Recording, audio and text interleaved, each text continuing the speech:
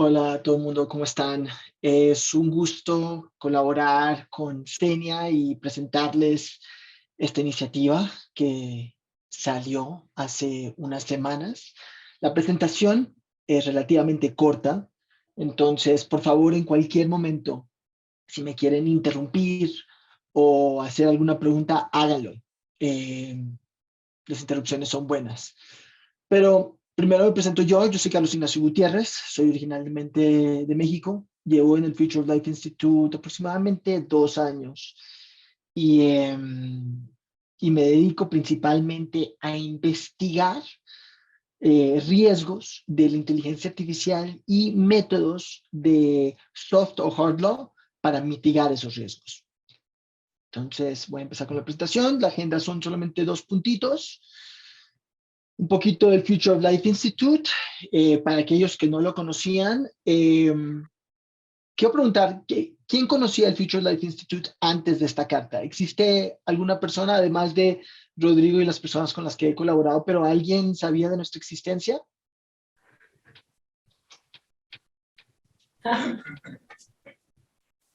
Uno. Allá en la ¿Uno? sala levantó la mano uno. Ok, listo.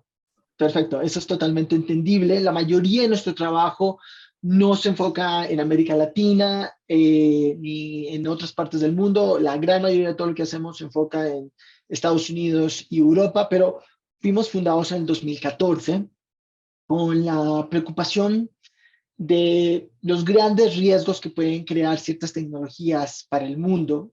Aquí están nuestras 4 áreas de acción: la inteligencia artificial, las armas nucleares, la biotecnología y el cambio climático. Para serles honestos, la mayoría de todos nuestros esfuerzos se enfocan en la inteligencia artificial. Sin embargo, tenemos varias rondas de financiamiento abiertas para investigación. En cuanto a otros temas, recientemente, a finales del año pasado, tuvimos una de creo que era de $2 millones sobre el uso de inteligencia artificial en armas nucleares. Entonces eh, ahí casamos 2 temas, pero la gran mayoría de todo lo que hacemos es inteligencia artificial. Y hemos hecho varios hits antes de este. En el 2015 fuimos una de las primeras entidades en publicar lo que fueron los principios de Asilomar de inteligencia artificial. A lo mejor los reconocen o a lo mejor los han leído, que la idea de estos principios es tratar de identificar cuáles eran los comportamientos que gobiernos, instituciones y fines de lucro, laboratorios podían implementar para evitar riesgos de sistemas avanzados de inteligencia artificial y sus riesgos. No sé si tienen alguna pregunta sobre la institución. A lo mejor una que puedo antelar es, bueno, ¿quién financia esta institución? Y eso es una muy buena pregunta. Tenemos donantes de todo tipo, desde personas que dan $1 al mes hasta individuos como Elon Musk, que ha dado dinero a nuestra organización. Lo importante de todos estos donativos es que exigimos independencia. Entonces, si, digamos, Carlos Slim nos quisiera dar algún recurso, no podría sujetarnos a ningunas prioridades, no podría sujetarnos a algunas líneas de acción, todas las decidimos nosotros. Entonces, a pesar de que somos financiados por diversos tipos de personas, nos consideramos independientes y cada acción o cada carta que hacemos la generamos nosotros y buscamos el apoyo de cualquiera que quiera participar y colaborar. Entremos a lo que es la carta. La carta tenía varios objetivos y es algo que estuvimos ponderando desde hace algunos meses. El primer objetivo es comunicar y comunicar algo que muchas Hola, personas... ¿Sí, sí, aló? disculpa, antes de que continúes, tengo una consulta respecto a la institución en sí. Em, Claro, sí, Future of Life Institute funciona como una institución como de estudios futuros, como futurismo, como lo que pasa, por ejemplo, con lo que hace este tipo, Riel Miller, que hace estudios futuros de universidad y cosas así. ¿Están asociados con ustedes? No. Nosotros no estamos asociados a ningún instituto del futurismo. Sí nos interesan los riesgos de corto y mediano plazo. No nos enfocamos, no somos una institución de long-termism, que es una manera que se puede catalogar a ciertas instituciones que se enfocan única y exclusivamente a efectos en 50, 100 años. Nosotros nos interesan los efectos que pueden tener estos sistemas mañana, como los que puedan tener en 5, 10, 15, 20 años o más. Ya. ¿Y relaciones con otras ONG internacionales tienen, como UNESCO, ONU, etcétera, etcétera? Sí, nosotros hemos participado en varios procesos, tanto con organismos multilaterales como la OCDE, como acabamos de participar con Rodrigo y algunas personas del CENIA en una consulta virtual que tuvimos sobre el Global Digital Compact, que es la parte de la agenda digital del Summit of the Future. Entonces, somos activos tanto en Estados Unidos con procesos de ley a nivel estatal y federal, como la Unión Europea, como en las propuestas del EU AI Act y en organismos multilaterales. Entonces, estamos activos en varias vías. Ah, Muy buena perfecto. Muchas pregunta. gracias. Muchas gracias. ¿Alguna otra, por favor? Carlos, Sí. ¿cómo funciona la gobernanza de FLI internamente? Expusiste del financiamiento, pero ¿cómo se organiza internamente? Buena pregunta también. Etcétera. Sí. Tenemos tanto una junta externa de personas que son académicos de universidades reconocidas a nivel del mundo, como empresarios que son nuestros advisors. También tenemos una junta directiva que es pequeña, y además tenemos nuestro director ejecutivo, que es parte de esa junta, y un staff de aproximadamente 20 personas. Entonces el staff define las prioridades, se las lleva a la junta directiva para su aprobación, y la junta de advisors es ad hoc, dependiendo del tema, participan en proveer proveer algún tipo de opinión sobre nuestra dirección. Ese es más o menos cómo se divide. No funcionamos de una manera muy distinta a cualquier ONG. Perfecto, muchas gracias. Voy a esperar 7 segundos para ver si alguien más tiene otra pregunta. Y pasaré. Perfecto. Entonces, los objetivos de la carta, el primer objetivo de la carta era comunicar que no toda la inteligencia artificial es igual. A principios de este año, muchas personas empezaron a descubrir los efectos de la inteligencia artificial en la sociedad con ChatGPT. Muchos gobiernos, muchas asociaciones han estado comunicando y hablando del tema, pero lo que nosotros vimos que había un rezago era sobre identificar claramente las diferencias entre las inteligencias artificiales que pueden crear riesgos, altos riesgos en la sociedad, y aquellas que potencialmente no. Entonces, un objetivo era, pues, la carta lo que no trata de hacer en su pedido por una pausa es decir que toda la investigación de inteligencia artificial es igual. No pensamos que ese sea el caso. Hay inteligencia artificial que es débil o estrecha y que tiene objetivos fijos, y hay varios usos que podemos ejemplificar en eso. Un objetivo fijo es, por ejemplo, la tecnología de arriba, que es un Alexa. A una Alexa tú le puedes pedir ciertos comandos, creo que son como 500 o 600, y cualquier comando que no reconozca lo lleva automáticamente a un buscador para tratar de responder tu pregunta. Y efectivamente esta tecnología es estrecha, tiene objetivos fijos, no puede adaptarse a nuevos objetivos, pero sin embargo también puede tener objetivos de largo plazo interesantes. Por ejemplo, las voces de estos asistentes virtuales, no sé si han notado que son predeterminadas como voces femeninas, y hay varias razones sociales y de comportamiento por la que ese es el caso, pero a mediano o largo plazo uno puede imaginarse que pueda existir una población juvenil que crece con estos aparatos y que puede pensar una de dos cosas sobre las voces femeninas. Puede pensar, una voz femenina es una persona súper inteligente, porque cada vez que yo le pregunto a mi asistente personal y me responde con voz femenina, me responde todo. Eso sería un output bastante exitoso. Un output no exitoso sería uno en el que una persona joven que lleva 15, 20 años usando esta tecnología piense, estas tecnologías con voces, o las personas con voces femeninas tienen que hacer lo que yo les diga, porque cada vez que yo le pregunto a mi aparato, préndeme Spotify, dame las direcciones de X a Y, por favor, prende las luces. Cada vez que le doy órdenes, las tiene que hacer, las tiene que ejecutar. Y un output no exitoso sería que esta persona crezca pensando que todos los individuos con voz femenina tienen que comportarse de esa manera. Esto es algo de muy largo plazo. Esto no es lo que la carta quiere atacar. Lo que la carta quiere crear conciencia es sobre la inteligencia artificial, que se le puede llamar fuerte, general o fundacional. Y hay un sinnúmero de definiciones para este tipo de tecnologías, pero digamos la más base de todas ellas es que no tiene objetivos fijos. Algunos de estos sistemas pueden ser denominados zero o few shot, que se les pone en un contexto virtual o físico y que pueden aprender comandos dependiendo de objetivos aleatorios a los que se puede dar. Por ejemplo, este GIF, que me imagino que lo han visto en algunas presentaciones, es un GIF sobre un modelo en el que tiene capacidad de aprender las reglas de ambientes virtuales.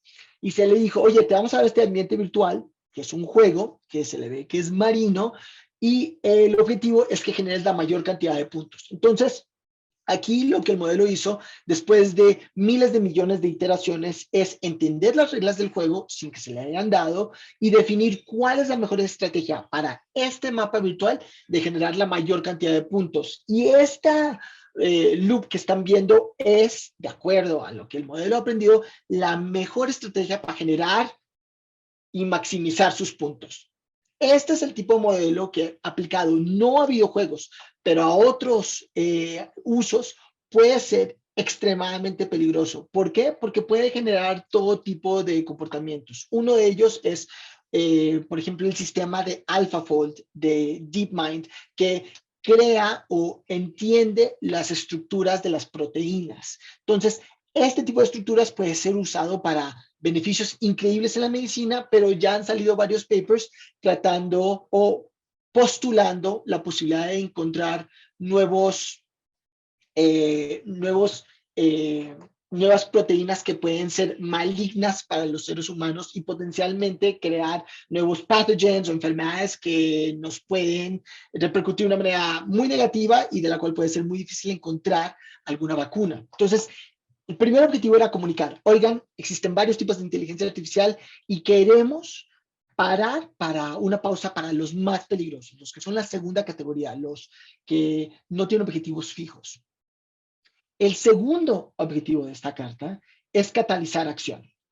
Y catalizar acción de dos maneras. La primera es soft law. Soft law es un término que se le da a cualquier mecanismo que es implementado por un ente sin dirección explícita de un gobierno. Entonces, estos son principios, mejores prácticas, estándares internacionales, todo tipo de mecanismos que no dependen de que el gobierno directamente te diga tienes que hacerlo o si no te doy una multa o te llevo a la cárcel. Eso es hard law. Cuando un gobierno te dice, oye, tienes que acatar estas instrucciones y no tienes opción, si quieres ir a esta jurisdicción, es hard law. Entonces, nuestro pedido se divide en dos. El soft law es autorregulación.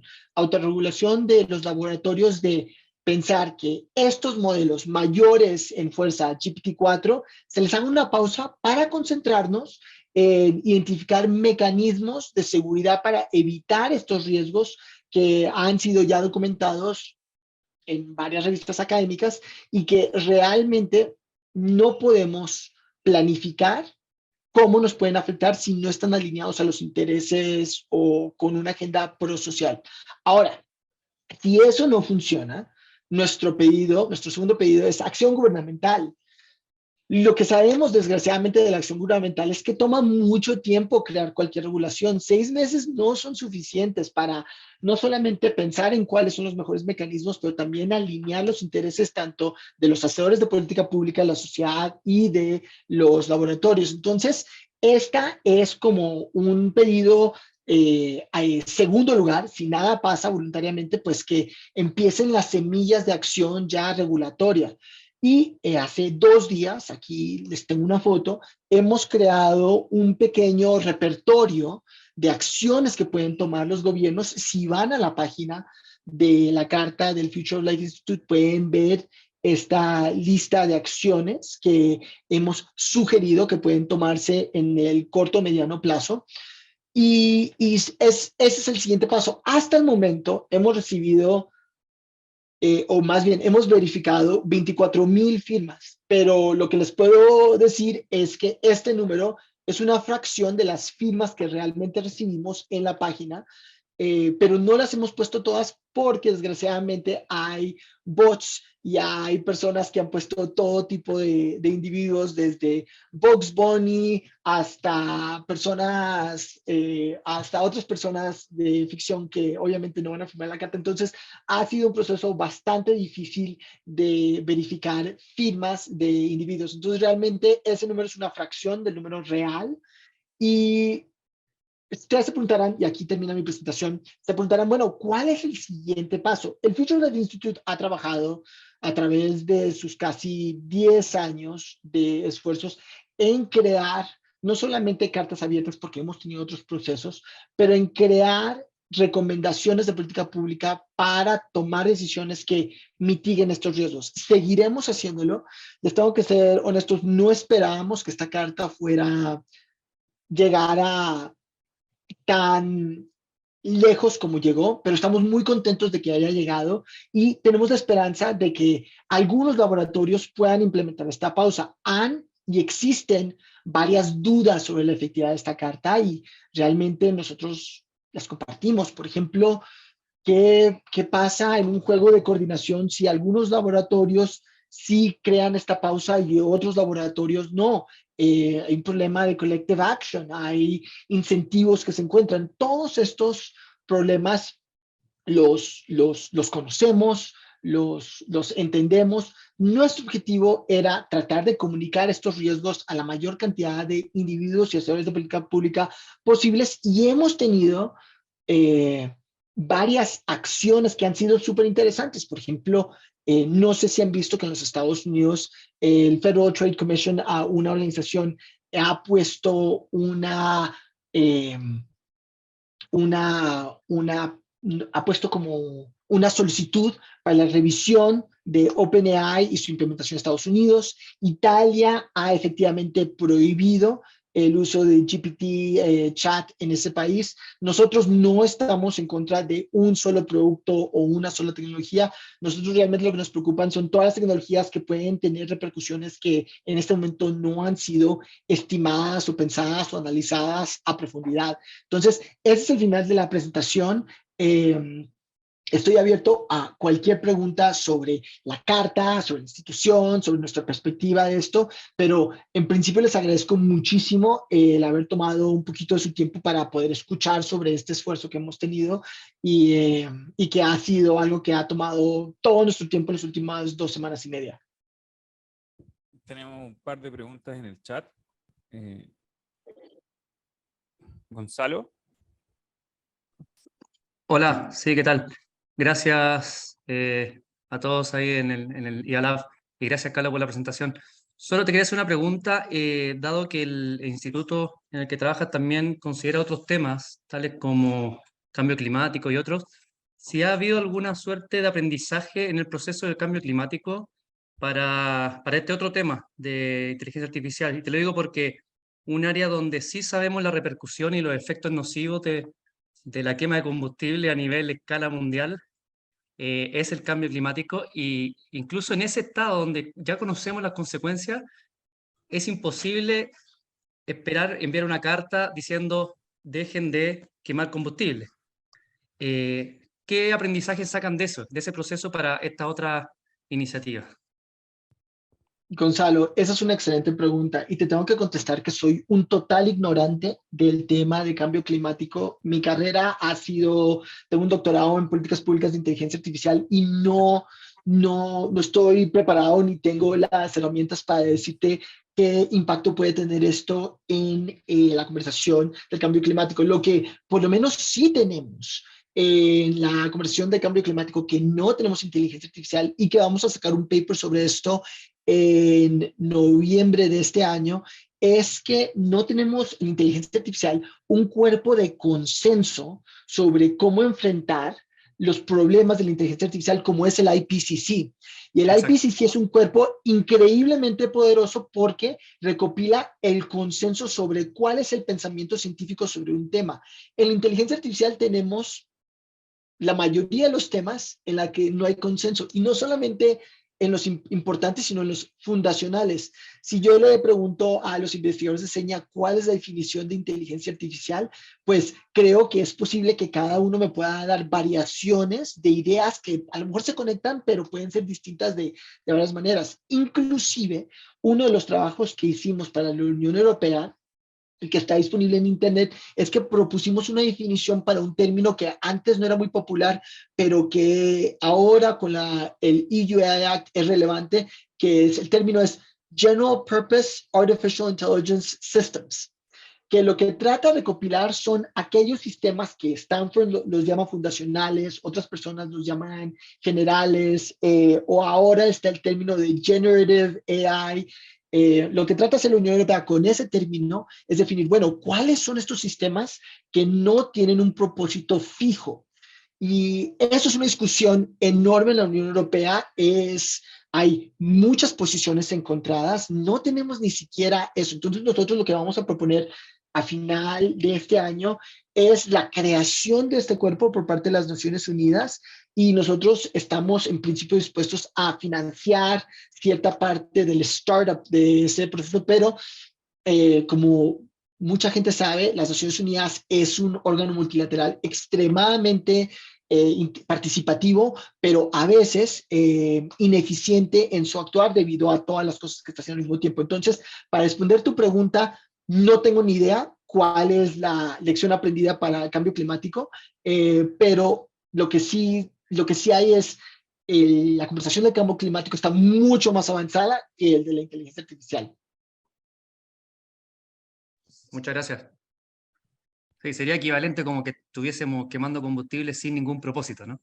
Esperando que nos vaya a resolver algún problema. Total, estoy totalmente de acuerdo contigo, Gonzalo. Rodrigo, tú también estabas en la fila. Hola Carlos, bueno, gracias por la presentación. Súper interesante, creo que estaba conversando por interno con algunos de los espectadores respecto al impacto en awareness, en concientización que tuvo la carta, que lamentablemente no se lee entera, se lee solo el titular, porque efectivamente hace esta distinción entre los desarrollos como más de frontera y sobre los que no tenemos control ni planeación, y el estado del arte y la práctica en otras áreas.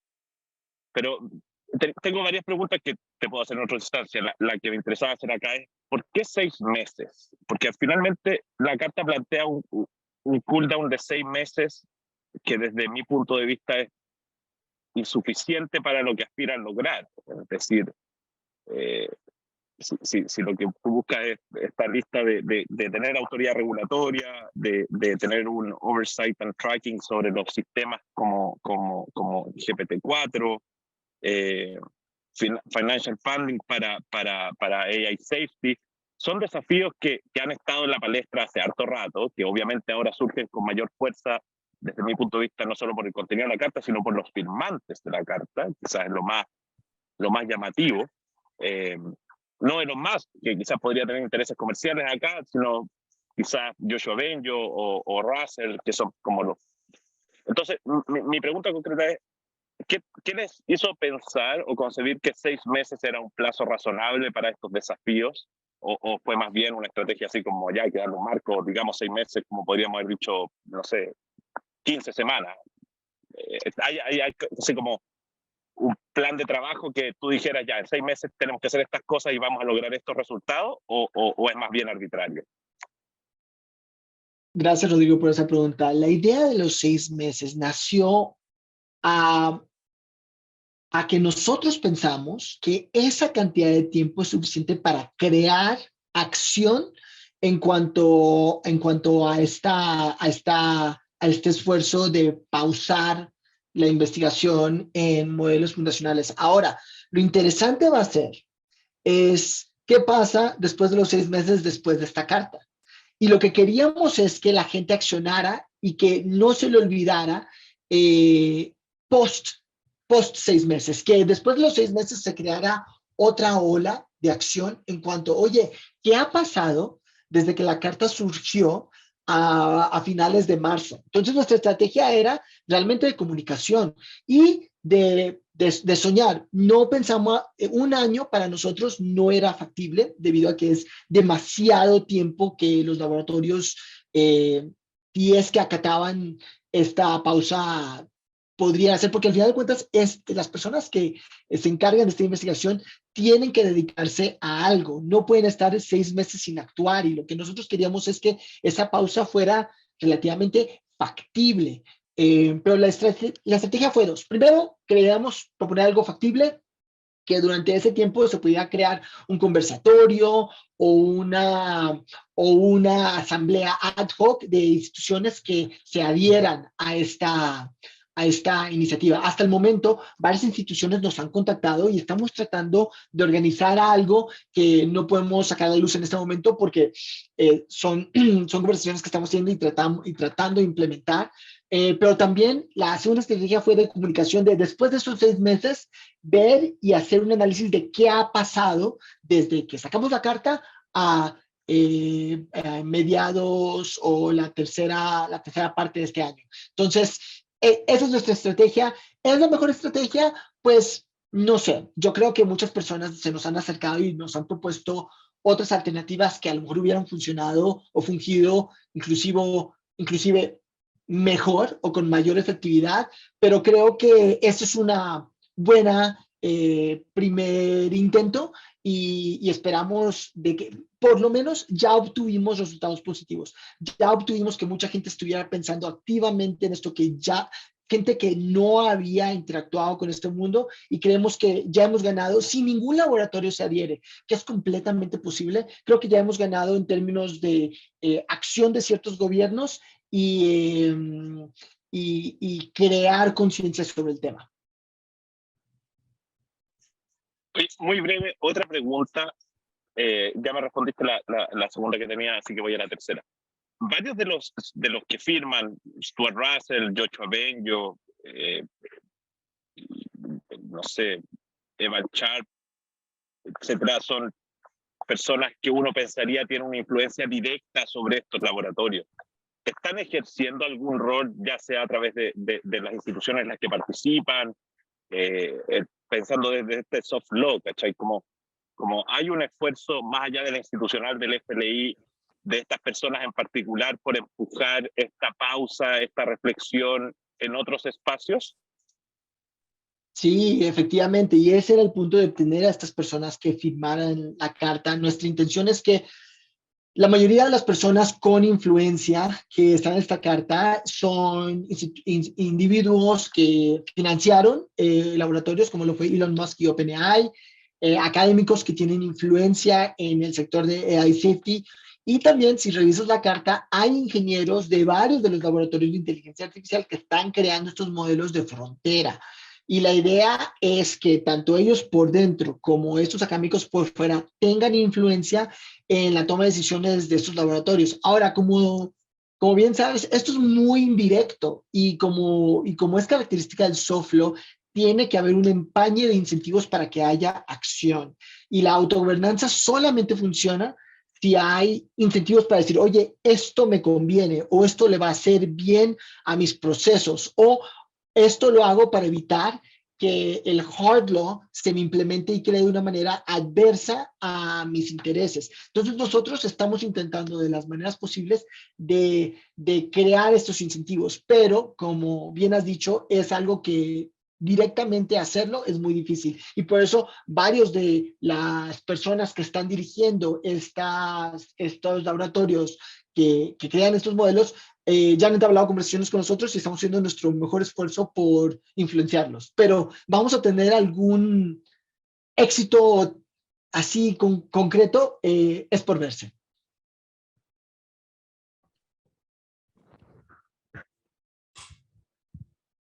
Ahora está Carlos Aspillaga acá con una pregunta y luego viene Wolfhard.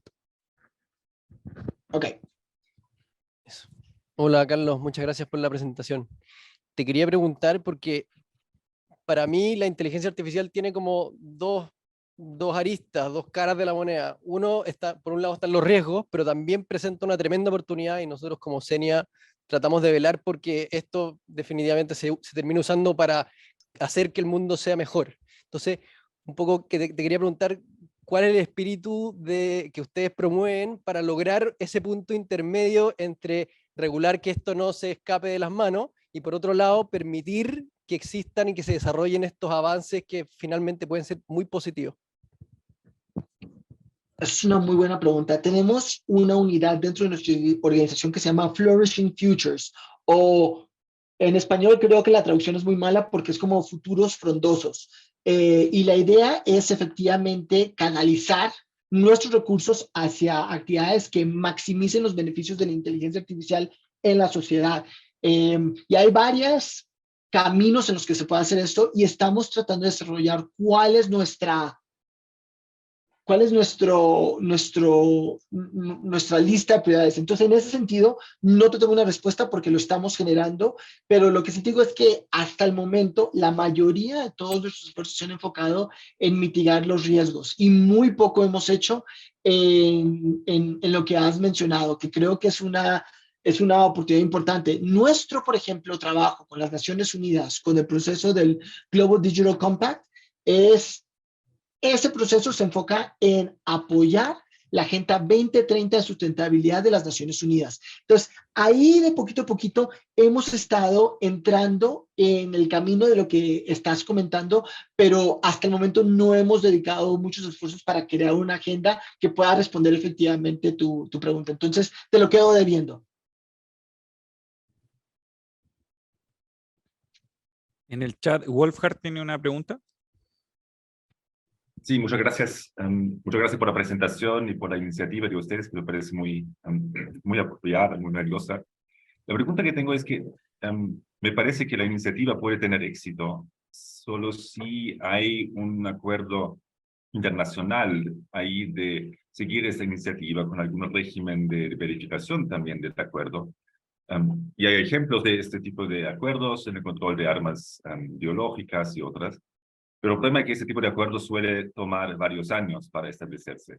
Ahora, me interesaría saber cómo ustedes ven ahí este problema, si piensan que sí hay una manera de implementar la iniciativa de manera unilateral o al menos no global, o si están tratando de justamente ahí, o apuntando, digamos, a un acuerdo global que involucraría, por ejemplo, China. Porque me parece difícil que algunas empresas en Europa o en los Estados Unidos o en Chile paren con este desarrollo si saben que en China los laboratorios siguen trabajando en ello. Entonces, eso sería. Gracias. Sí, eso es súper importante lo que has dicho. Nosotros estamos totalmente de acuerdo contigo que en el mejor de los casos es un acuerdo global en el que hay cooperación y verificación. Nosotros realmente lo que estamos tratando de hacer, nuestro objetivo ya lo cumplimos y creo que hemos sido exitosos en generar o catalizar el pensar sobre este tema. El sueño de poder implementar esta pausa de 6 meses era que por lo menos un grupo focal de laboratorios, tanto en Estados Unidos como en Europa, se adhieran a este proceso y que fueran más o menos el foco de atención del resto de los laboratorios. Porque en este momento la mayoría de los usos y de las tecnologías que se han publicado y de las que conocemos son creados por laboratorio en estas dos regiones del mundo. China ha creado varios Large Language Models y ha creado varias tecnologías que hasta el momento tienen comercialización limitada.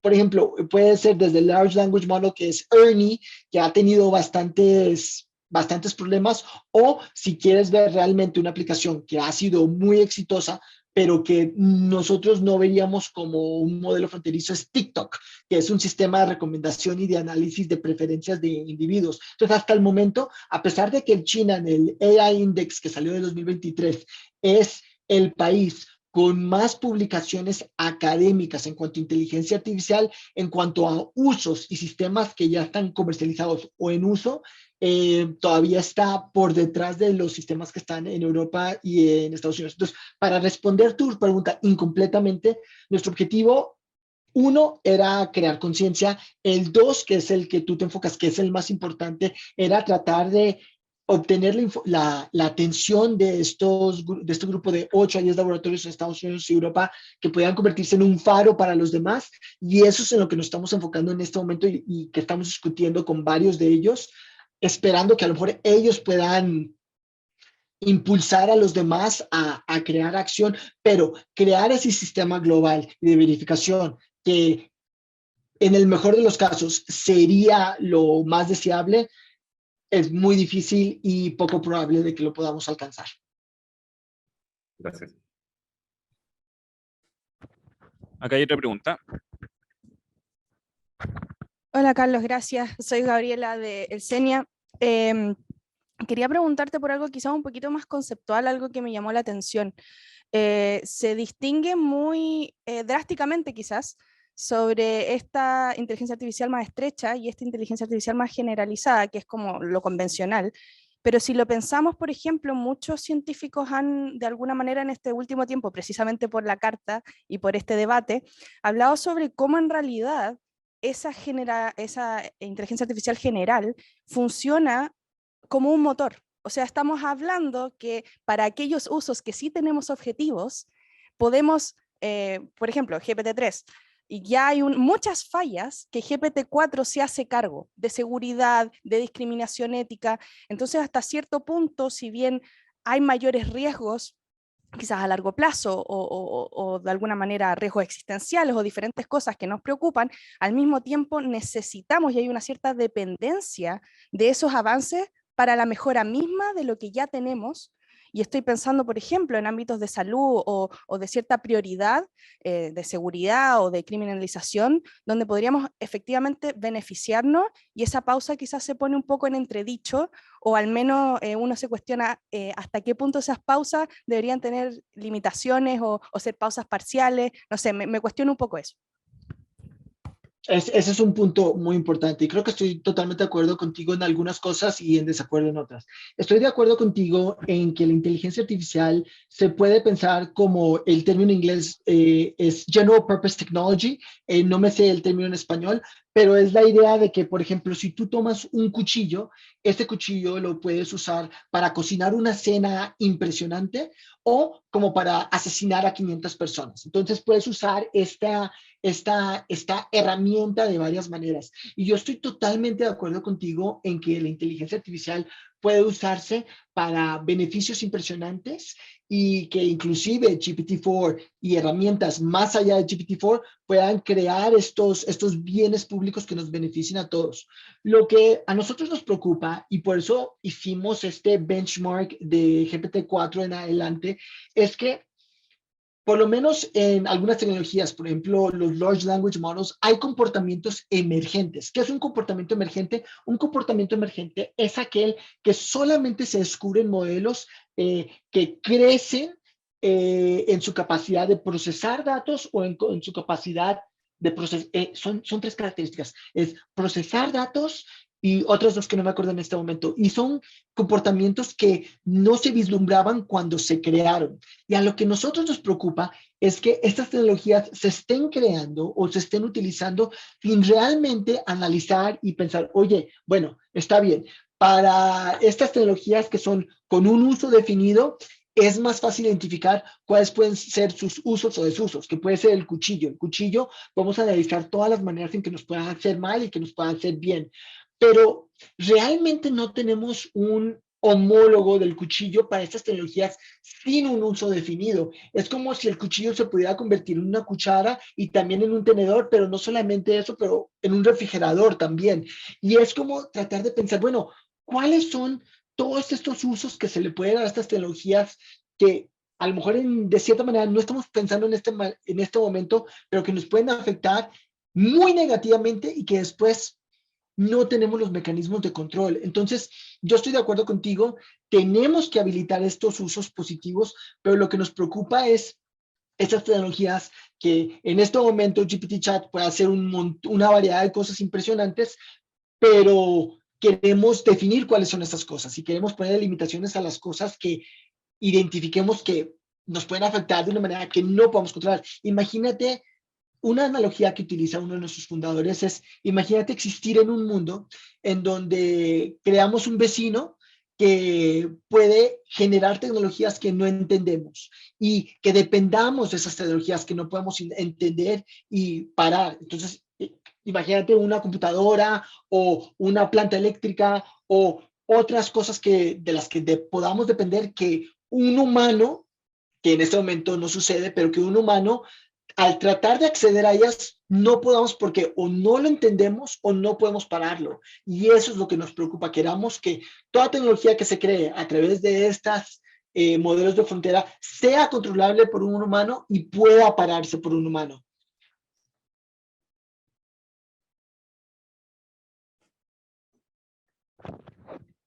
¿Alguna otra pregunta? Aquí hay una. Hola, Cristian de Senia de nuevo. Tenía una pregunta más bien como aterrizando todos estos objetivos y preocupaciones desde el punto de vista de ustedes. ¿Cómo podríamos actuar nosotros, Senia, o nuestras relaciones quizás con los gobiernos y instituciones similares para ayudar en esto? Tendríamos que educar, por ejemplo, a nuestros estudiantes de enseñanza media, de educación superior. Tendríamos que incluir este tipo de cursos de explicabilidad de la inteligencia artificial en nuestros cursos universitarios. ¿Cuáles serían como acciones a corto plazo quizás que podríamos tomar este año o el que viene para justamente reforzar esta, digamos, preocupación en un buen sentido? Eso es una muy buena pregunta y realmente todo depende de tu ámbito de acción. Te tengo que decir la verdad, Senia ha hecho un trabajo impresionante a nivel regional para reforzar el pensamiento en cuanto a las implicaciones de la inteligencia artificial en América Latina, no solamente con su esfuerzo del índice latinoamericano de IA, en el que yo estoy participando y que mi fundación desgraciadamente no pudimos financiar en este momento, pero estamos tratando de hacerlo en la próxima iteración, pero además en otros esfuerzos de comunicarse y crear estas redes de investigadores a nivel regional para no solamente crear estas tecnologías, pero los mecanismos de mitigar sus riesgos. Ahora, en el muy largo plazo, si estás pensando en educación, se pueden hacer muchas cosas, pero en este momento, para el tema de inteligencia artificial y políticas públicas, yo les diría que ustedes, tanto enseñan como otros centros de investigación que tienen, que hay uno que es, no me acuerdo cómo se llama en este momento, pero que hace el análisis de los algoritmos públicos en Chile, se me olvida cómo se llama ese centro, pero que hace un trabajo increíble. Exactamente, sí. El GovLab. El GovLab hace un trabajo increíble que es punta de lanza de otros centros, no solamente en la región, pero en otras partes del mundo. Yo diría que hay que seguir apoyando esos esfuerzos. Lo importante de estar en este momento trabajando en inteligencia artificial es que no necesitas estar en ninguna parte del mundo en particular para tomar acción y tener un efecto. Con el soft law realmente es esfuerzos independientes que pueden catalizar acción, y esto es ejemplo de nuestra carta. Nuestra institución es muy pequeña. Nosotros solamente tenemos 18 personas y no somos, o sea, tenemos financiamiento y tenemos recursos propios que podemos utilizar para muchas cosas, pero la única razón por la que tuvimos semi-éxito o efectividad en este esfuerzo es por las relaciones y las redes que hemos creado tanto con Elon Musk y con otras entes con las que hemos trabajado por los últimos casi 10 años. Y no fue porque somos una organización que estamos muy bien conectados con el gobierno de Estados Unidos, estamos muy bien conectados con el gobierno de la Unión Europea. Es una organización que se ha dedicado exclusivamente a esto en los últimos 10 años. Entonces, lo que yo te digo es que Seña tiene un muy buen perfil, tiene ya, por lo menos para nosotros, un muy buen nombre, y ustedes pueden generar este tipo de impacto a nivel regional y mundial, porque al final de cuentas, a pesar de que se está discutiendo mucha tecnología y tiene el efecto en su mayoría en Estados Unidos y en Europa, el mundo en desarrollo es la próxima frontera más importante. Ya no hay estas limitantes geográficas, socioeconómicas o de tecnología para que una persona, tanto en Chile como puede ser Guyana o Zimbabue o las Filipinas, sea afectada por tecnologías como TikTok. Y Seña, al crear ideas de política pública, ideas de software aplicables a países en desarrollo, a pesar de que Chile es un país ya obviamente de nivel de ingresos medios, ustedes pueden crear ese ejemplo que en otros lugares no tienen la capacidad o los recursos para tener personas dedicadas a ello por tiempo completo. Entonces, Future Life Institute en este momento se enfoca primordialmente en apoyar esfuerzos en Estados Unidos y Europa, pero yo como persona latina de México estoy tratando de que también tengamos avenidas de apoyo para países en desarrollo, como pueden ser regiones en desarrollo, América Latina, África y Asia, y me encantaría, como he estado tratando de mantener contacto con Rodrigo, crear esos vínculos para que en el momento que tengamos estos fondos de apoyo de investigación, podamos ayudarlos tanto a ustedes como a otros centros, que hay muy pocos en el mundo que se dedican al tipo de investigación que ustedes hacen. Entonces, espero que si pueden, por favor, manténganse en comunicación conmigo. Yo por lo menos con Rodrigo ya he estado en contacto. Hemos tenido un primer esfuerzo y la falla fue de parte nuestra que no pudimos apoyarlos, pero definitivamente es algo que queremos seguir haciendo en el futuro cercano. ¿Alguna otra pregunta?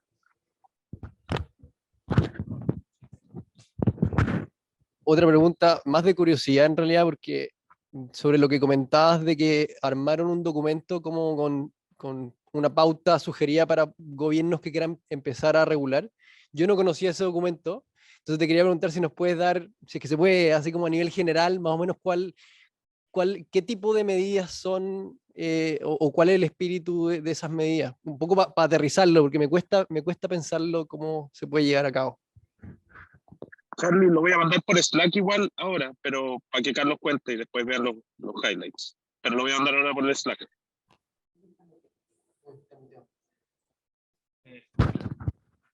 Carlos está silenciado. Mil gracias, perdón. Mil gracias, Rodrigo, por compartir ese documento. Tiene varias iniciativas y hay dos que me gustan.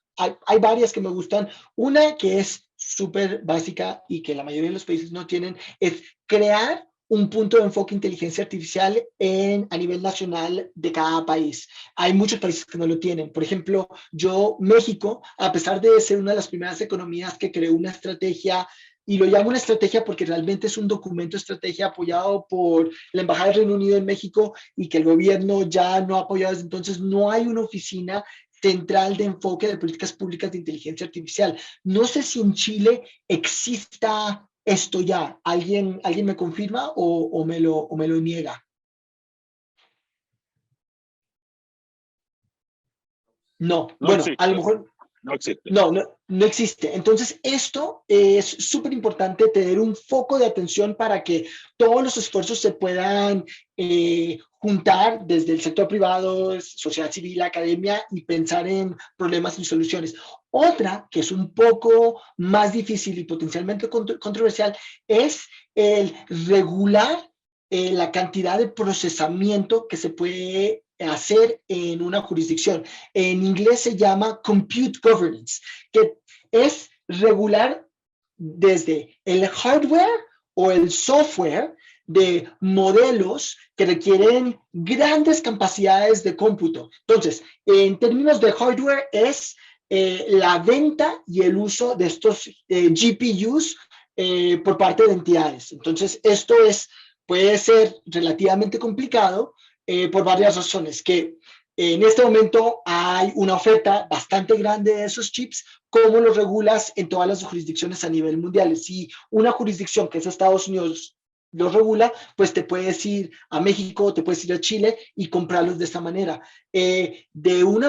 Regularlo online también puede ser difícil porque ahora hay instituciones que han creado metodologías de procesamiento paralelo, que no necesitas tener un solo canal de procesamiento en donde estás utilizando muchos megaflops de procesamiento, sino que puedes dividirlo en partes pequeñas y después unir los outputs de ese modelo. Entonces, esa es una de las recomendaciones que son de las más difíciles y que, si les soy honesto, no hay una respuesta efectiva y correcta al momento, pero de las 8 que están ahí, la que más me gusta son las de las oficinas focales porque es la más fácil de implementar y la más difícil para mí es este de Compute Governance, que además de ser limitado por jurisdicción, es difícil de implementar en hardware y en software. Pero mira el documento y si ves algo que parece interesante o si ustedes tienen alguna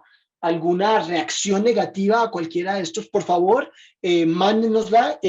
Rodrigo tiene mi correo, escríbanme. Nosotros siempre estamos disponibles para recibir crítica o recibir recomendaciones y me encantaría seguir trabajando con ustedes y con Senia en cualquier avenida que pueda mejorar la gobernabilidad, no solamente en Chile, pero en América Latina. ¿Alguna otra pregunta? ¿Ninguna por aquí de forma presencial? ¿En el chat hay alguna otra pregunta?